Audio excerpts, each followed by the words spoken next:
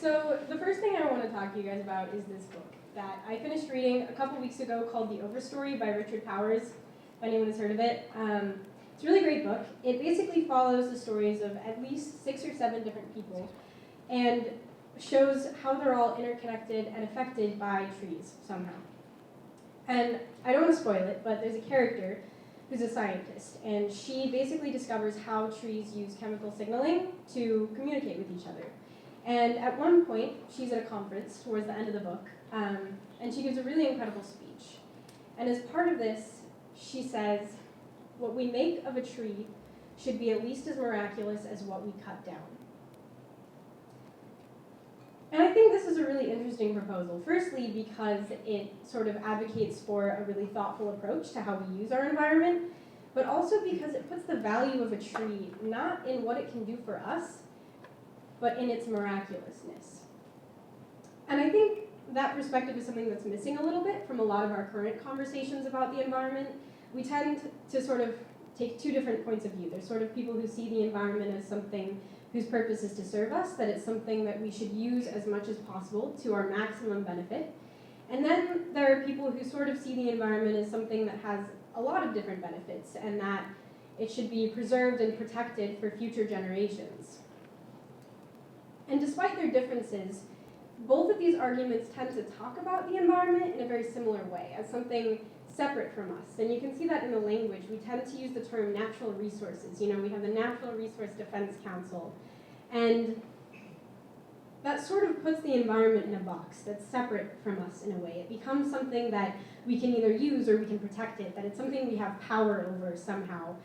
But what this proposal from the Overstory brings in is this sense that the environment is a bigger miraculous thing, that it's a fluid, ever-changing web of interconnections and interdependencies, that it's not just a cute collection of organisms that we can label and we can analyze, that there's something more of an emergent property about how everything relates to each other that we can't replicate, that we can't synthesize, and that we are actively a part of.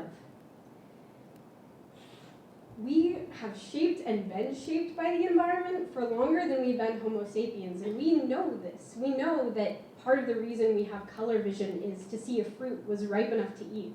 We know that our physical forms, what we all look like right now, is largely due to the environments that our ancestors lived in that affected them. So we understand this on sort of an intellectual level, but I don't think a lot of people individually understand what that means for them right now. So I want you all to close your eyes for just a minute to help with a short visualization. And I want you to start focusing on your breath, just taking deep breaths in through your nose and out through your mouth. I want you to feel the muscles in your rib cage pulling your chest open and allowing that atmosphere to enter your body. And at this point, it's not even really in your body.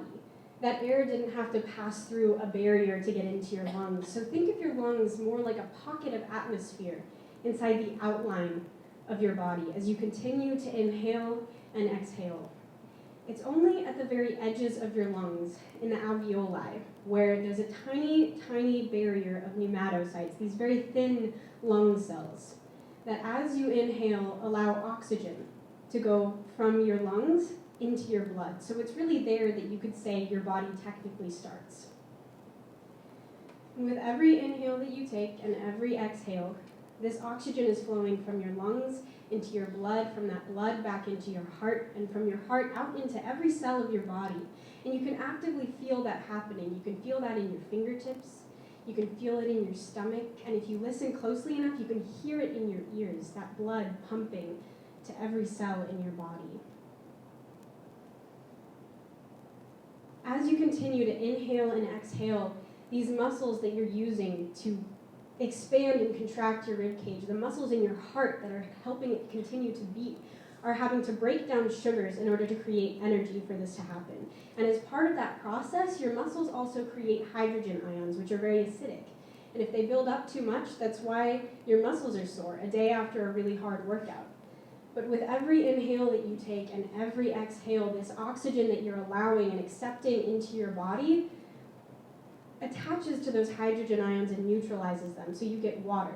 This 70% of your body that is made of water from the oxygen in this air that you're breathing right now in this room that we're all sharing. Continue to focus on your breath, breathing in and breathing out. This water that your body is producing with every heartbeat, with every breath, it's the same water that eventually ends up in plants where they break it apart. They use those hydrogen ions to create sugars in a process that is almost exactly the reverse to what happens in our bodies. They use the hydrogens to create sugars. We break those sugars down to create hydrogen. So we are complementary in what we use in our bodies and what the environment uses. And as you're inhaling, as these muscles are working, your heart is pumping, as they're breaking these sugars down, you're also producing carbon dioxide, which we're all pretty familiar with. That flows inversely to oxygen. It goes into your blood, towards your heart, towards your lungs, and with this last exhale, you give that carbon dioxide back into this atmosphere. And you can go ahead and open your eyes. So there's this sense that we're constantly in exchange with the environment. We are constantly giving in the form of carbon dioxide, in the form of water, but we're also receiving constantly with this oxygen and the sugars that we take in. We are constantly letting these atoms go and taking new things in from the environment. And really the only thing here that separates us from the environment is that very, very thin barrier of lung cells. And if you think about it, in our own bodies, really the only thing that separates our organs from each other is a very thin, permeable barrier that allows for exchange. So on a much larger scale, each of us individually, our bodies are organs within this larger earth organism that we live within. And we're constantly taking things in and giving things back. Every 7 years, every cell in your body has been replaced by atoms taken in from the environment. So who you are right now is more a story of where you've been in these last 7 years. I say I'm from Salt Lake City, Utah, but what I mean by that is I'm from the Wasatch Mountain Range. My lungs grew up on alpine air at 4,000 feet above sea level. But my lungs also grew up on yearly inversions caused by too many people driving too many cars in a valley where we didn't really get enough air and wind to push that pollution out of where we lived. So everything you put into the environment eventually comes directly back into your body through this process of constant exchange.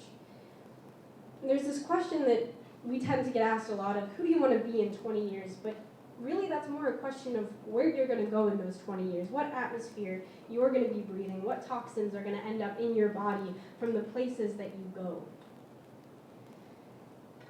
So as we continue to have this conversation as a society about how we're going to fulfill our needs, how we're going to take care of ourselves, and also move forward sustainably somehow, we need to remember that the environment is included in our definition of self. That the earth is in us as much as we are in the earth, that we are constantly taking things in. This atmosphere is flowing through your blood, and pieces of your body are out in this atmosphere right now. So if we really want to be able to love and honor ourselves as individuals, as communities, and as a larger society, we also need to be loving and honoring the environment that created us today and that continues to recreate us with every breath, with every heartbeat, and every moment that we're alive, really. So thank you.